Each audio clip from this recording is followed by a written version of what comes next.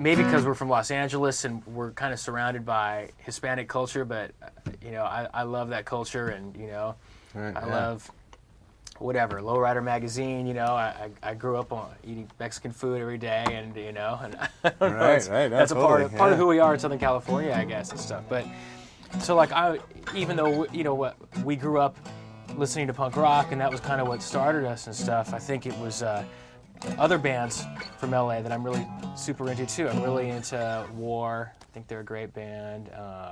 Santana, of course, and to me that almost sounded a little bit like a Santana riff, an Oye Como Va kind of thing, which I thought was really cool. And as I just kind of kept on turning that riff around in my head, I was trying to think of what else you could put it on top of it.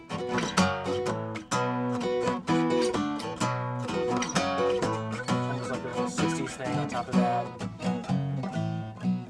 and it was kind of one of those things where I just kind of kept on thinking of ideas to go on top of it and around it and stuff, and a lot of it was real kind of Latin influence and stuff, of course with Uno Dos Tres.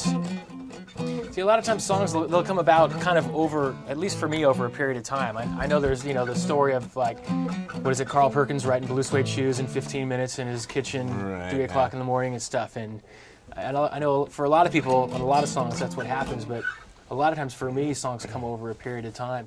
And then I remember the next thing was that we were in between tours. We went on tour and went to South America, and I'm sitting in a radio station in Buenos Aires, and they're saying, test, test, and they go, test, test, they go, uno, dos, tres, cuatro, cinco, seis, whatever, and that just kind of started sticking with me, and then I can do something with that.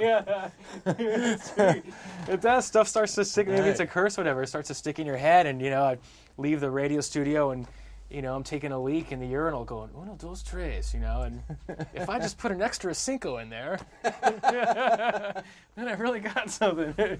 So it kind of really did come about over a period of time, 6 months or 9 months or whatever, and really the last piece that started to bring it all together was me just leaving my house one morning and going to Starbucks and just noticing all the guys. I mean, people, we live in a pretty middle-class neighborhood stuff, and, a lot of white kids really getting into hip-hop and dressing the part, and to me, some of it goes a little overboard. Well, it's funny, when it's like anybody who gets into a new fad and they just get so into it and they're trying on all these clothes and trying to affect the lingo, but they don't really have it yet, haven't lived it. Yeah, right. And then next month it's something new, whatever the next cool thing is. But that song, because of the subject matter and stuff, I got it, we all got it, we thought it was funny. I figured LA would get it.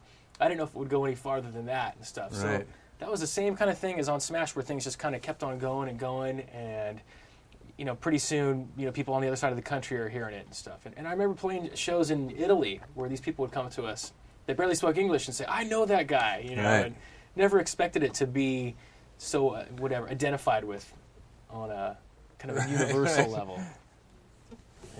And I love the German version of the Pretty Fly Guys, though. What did they They're do? just the best. I don't just. The German guys with a German accent and dressed all in the hip-hop flavor. Oh, right. And bad facial hair. And it's rad. It's awesome. That's true. With a German accent, it just seems so, I don't know, incongruous. Right. That's a good word. Yeah, thanks.